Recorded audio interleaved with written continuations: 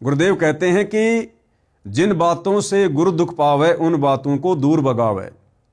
तो किसी को गाली देने से, किसी के साथ अभद्र बातें करने से, मार पिटाई की बातें करने से सतगुरु रामपाल जी भगवान कभी भी प्रसन्न नहीं होंगे। तो भाई और बहनों, आप और हमने विशेष तौर पर इन बातों का ध्यान रखना है। तो क्या कुछ कहा जा रहा है? बादली से कांग्रेस विधायक कुलदीप को फोन पर बम से उड़ाने की धमकी देने वाले कानपुर निवासी रामचंद्र यादव को झज्जर सीआईए ने 10 दिन के बाद पकड़ लिया है। मंगलवार को उसे अदालत में पेश किया गया, जहां उसे न्यायिक हिरासत में भेज दिया गया है। एसीपी क्राइम प्रदीप नैन और सीआईए प्रभारी राजेश कुमार ने बताया है कि बादली विधायक कुलदीप वत्स ने रामचंद्र यादव के खिलाफ 12 जनवरी को एफआईआर दर्ज कराई थी, जिसमें उन्हें अभद्र भाषा का प्रयोग कर जान से मारने की धमकी दी गई थी। मामला दर्ज होने के बाद पुलिस ने रामचंद्र यादव को ट्रेस आउट किया और आखिरकार 10 दिन बाद वह पकड़ लिया गया है। एसीपी क्राइम प्रदीप नैन ने बताया कि रामचंद्र के खिलाफ यूपी पुलिस में पहले से ही कुछ मामले दर्ज हैं। अब यूपी पुलिस में क्या मामले दर्ज हैं, कैसे मामले दर्ज हैं, किन बातों को लेकर मामले दर्ज हैं, मुझदास को इसकी विशेष जानकारी नहीं है। पुलिस के अनुसार रामचंद्र यादव संत रामपाल का अनुयायी है। ध्यान देना भाई और बहनों, जो दाव काल ने वर्तमान कलयुग की बिचली पीढ़ी में खेलना था, वो दाव काल बखूबी खेल रहा है और नादान मंदबुद्धि भगत मर्यादा तोड़ तोड़ के काल के जाल में फंसते जा रहे हैं, परमात्मा के दोषी बनते जा रहे हैं।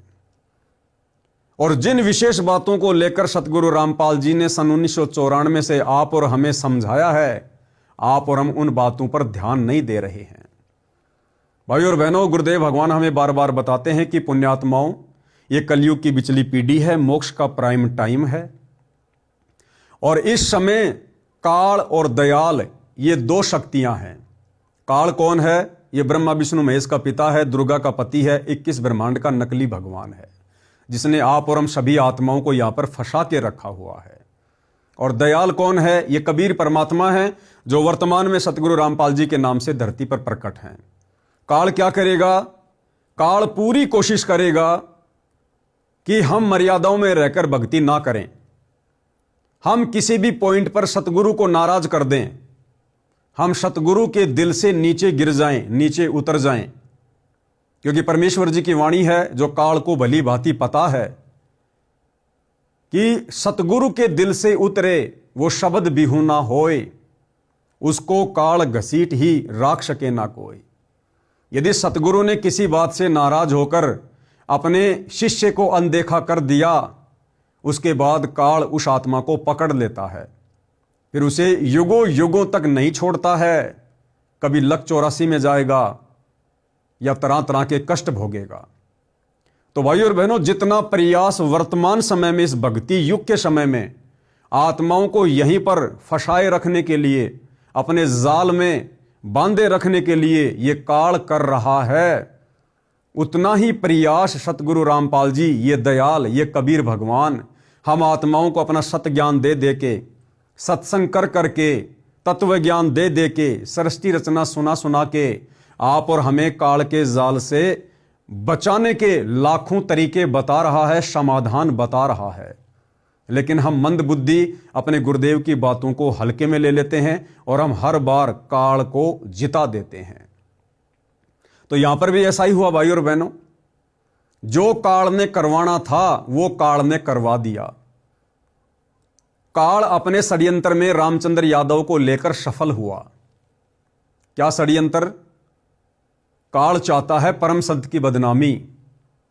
काल चाहता है कि मैं इस परम संत को इतना बदनाम कर दूं, इतना बदनाम करवा दूं कि कोई व्यक्ति उसके सत्संग सुनना पसंद ना करे, उसके विचार सुनना पसंद ना करे, उसके नाम से भी लोगों को नफरत हो जाए, उसके भक्तों से भी लोगों को नफरत हो जाए। तो यह षड्यंत्र था काल का, जो इस काल ने फैलाया और रामचंद्र यादव एक मछली की भांति उस जाल में फंस गया। क्या लिखा जा रहा भाई और बहनों, ध्यान देना। पुलिस के अनुसार रामचंद्र यादव संत रामपाल का अनुयायी है। वह क्षेत्र में प्रभाव रखने वाले लोगों को धमकाता है। रामचंद्र यादव कौन है? संत रामपाल का अनुयायी। भाई और बहनों, रामचंद्र यादव को कोई नहीं जानता। रामचंद्र यादव का इस प्रकरण में कुछ नहीं बिगड़ेगा। बादली के विधायक उस कुलदीप का इस मैटर में कुछ नहीं बिगड़ेगा। कुलदीप विधायक को तो उल्टा फायदा हो गया। उसने रामचंद्र यादव के खिलाफ एफआईआर करवाई और हरियाणा सरकार से सिक्योरिटी मांगी, तो कुलदीप विधायक को तो सिक्योरिटी मिल गई। कुलदीप विधायक के लिए तो उल्टा अच्छा हो गया। तो ना ही तो कुलदीप विधायक का कुछ बिगड़ा इस मामले में, इस मैटर में। उसकी तो उस क्षेत्र में वाहवाही हो गई कि रामचंद्र यादव ने दर्जनों लोगों को गालियां दी। ऐसे बड़े बड़े लोग जो कुलदीप विधायक से भी राजनीति में ऊंचे ऊंचे उन पदों पे हैं, लेकिन किसी ने भी हिम्मत नहीं की। लेकिन कुलदीप जी ने हिम्मत दिखाई। उनके साहस की दाद देनी पड़ेगी। एक प्रकार से कुलदीप जी का चेहरा उस क्षेत्र में चमक गया कि विधायक कुलदीप किसी भी प्रकार से गलत चीजों को बर्दाश्त नहीं करता है। तो कुलदीप जी का कुछ नहीं बिगड़ा, रामचंद्र यादव का भी कुछ नहीं बिगड़ा, क्योंकि जिनकी मर्यादा पहले से खंडित होती है उनका पहले से बिगड़ा हुआ होता है। तो ना ही तो इस पूरे प्रकरण में बादली के विधायक कुलदीप वत्स का कुछ बिगड़ा, ना ही कानपुर के रामचंद्र यादव का कुछ बिगड़ा, और ना ही भाई और बहनों सतलोक आश्रम कमेटी वालों का कुछ बिगड़ा। जिस सतलोक आश्रम कमेटी ने रामचंद्र यादव को कानपुर से पकड़वाने में कुलदीप वत्स के साथ मिलकर अहम भूमिका निभाई है, इन तीनों का यहां कुछ नहीं बिगड़ा। लेकिन यहां पर पूरे हरियाणा में समाचार पत्रों के माध्यम से, मीडिया के माध्यम से जम के बदनामी किसकी हुई? जम के बदनामी किसकी हो रही है? रामचंद्र यादव कौन है? संत रामपाल का अनुयायी। हर मीडिया वाले, हर टीवी चैनल वाले, हर न्यूज़पेपर वाले क्या लिख रहे हैं कि रामचंद्र यादव कुलदीप को धमकी देने वाला गैंगस्टर बदमाश संत रामपाल का अनुयायी है। तो भाई और बहनों, इस पूरे प्रकरण में बदनामी किसकी हुई? संत रामपाल जी की। लोग तरह तरह की बातें कर रहे हैं। जैसे लोगों ने ये न्यूज पढ़ी, तरह तरह की बातें लोगों के दिमाग में आई, आपस में चर्चा भी शुरू होती है कि देखो भाई, जैसा बाबा रामपाल वैसे ही उसके भगत। अरे ये समाज तैयार कर रहा है बाबा रामपाल, गैंगस्टर तैयार कर रहा है, गैंगस्टर बदमाश तैयार कर रहा है बाबा रामपाल। जैसा खुद बाबा रामपाल, वैसा ही बाबा रामपाल अपने भगत तैयार कर रहा है। क्योंकि भाई और बहनों, जिस प्रकार से बरवाला कांड 2014 में संत रामपाल जी के नालायक परिवार ने अपनी मनमानी हरकतों के चलते जो ब्लैक कमांडो आश्रम में भक्तों को बनाकर बाहर खड़े किए थे पुलिस प्रशासन के सामने मरने मारने के लिए, जिस बरवाला कांड में संत रामपाल जी के परिवार की मनमानियों के चलते 6 भक्तों की मौत हुई, मर्डर का मुकदमा संत रामपाल जी पर लगा, देशद्रोह का मुकदमा संत रामपाल जी पर लगा, इस तमाम प्रकरण में केवल संत रामपाल जी की ही बदनामी हुई। संत रामपाल जी के परिवार को कोई नहीं जानता, गली का कुत्ता भी नहीं जानता उनका भाई कौन है, उनके बेटा बेटी कौन है। बदनामी बरवाला कांड के प्रकरण में संत रामपाल जी की, क्योंकि आश्रम किसका? संत रामपाल जी का। भगत किसके? संत रामपाल जी के। बरवाला कांड कहां हुआ? संत रामपाल जी के बरवाला स्थित सतलोक आश्रम में। तो जम के बदनामी किसकी? संत रामपाल जी की। हरियाणा के लोगों के मन में क्या धारणा बैठ गई कि जो भी कुछ किया बाबा रामपाल ने किया। बाबा रामपाल को लोग गुंडा कहने लगे, भुंडा कहने लगे, तरह तरह की बातें करने लगे, निंदा चुगली करने लगे। लेकिन लोगों को अंदर खाते की बात का नहीं पता कि इस पूरे बरवाला कांड के प्रकरण में संत रामपाल जी की सुई के नोक जितनी भूमिका भी नहीं है। ना उनका ऐसा कोई स्टेटमेंट है, न ऐसा उन्होंने कोई भड़काऊ भाषण दिया, ना अपना कोई वक्तव्य दिया। यहां तक कि बरवाला कांड के बाद संत रामपाल जी ने मीडिया को साफ साफ शब्दों में कहा, जब मीडिया वालों ने संत रामपाल जी से सवाल किया कि आश्रम के बाहर आपके इतने गुंडे खड़े हुए थे, आप अपने आप को संत कहते हैं, तो संत रामपाल जी ने साफ साफ शब्दों में कहा कि वो मेरे नहीं थे, कि भैया जिन भक्तों को काले काले कपड़े पहनाकर हाथों में डंडे पत्थर बंदूकें देखकर जो बाहर कमांडो बनाकर खड़ा किया हुआ था, वो मेरे नहीं थे, राष्ट्रीय समाज सेवा समिति के थे। ये राष्ट्रीय समाज सेवा समिति क्या है? संत रामपाल जी के भाई ने, संत रामपाल जी के परिवार ने काल प्रेरणा से, क्योंकि जो व्यक्ति मर्यादा तोड़ देता है, गुरु के वचन को तोड़ देता है, गुरु को मानुष मानता है, फिर काल उसकी गर्दन मरोड़ता है, उसके सिर पर बैठता है, अपने हिसाब से उसको चलाता है। तो संत रामपाल जी का परिवार, उनका भाई, सतलोक आश्रम कमेटी कभी भी संत रामपाल जी को परमात्मा की दृष्टि से नहीं देखा करते थे। उन लोगों ने बरवाला कांड से पहले ही मनमानियां करनी शुरू कर दी थी, अपनी भक्ति विरुद्ध हरकतें तेज करना शुरू कर दी थी। तो सतगुरु वचन टूटने से, सतगुरु मर्यादा टूटने से काल का दाव लगा और काल प्रेरणा से संत रामपाल जी के परिवार ने बरवाला कांड जैसी घटना को जन्म दिया।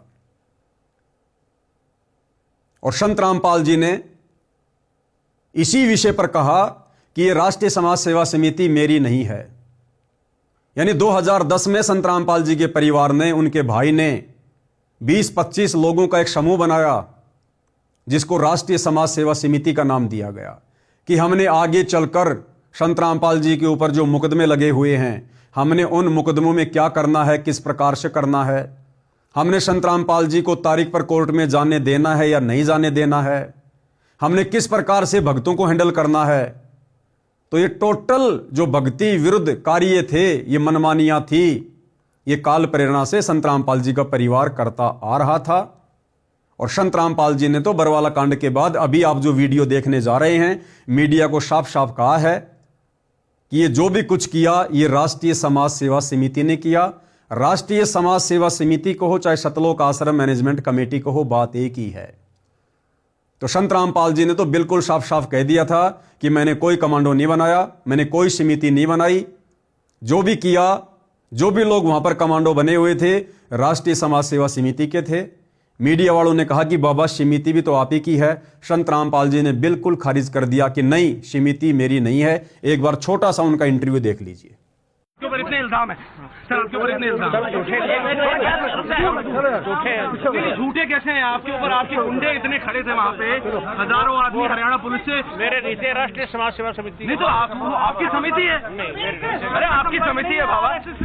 आप अपने आप को संत कहते हैं, आप संत कहना लायक भी है।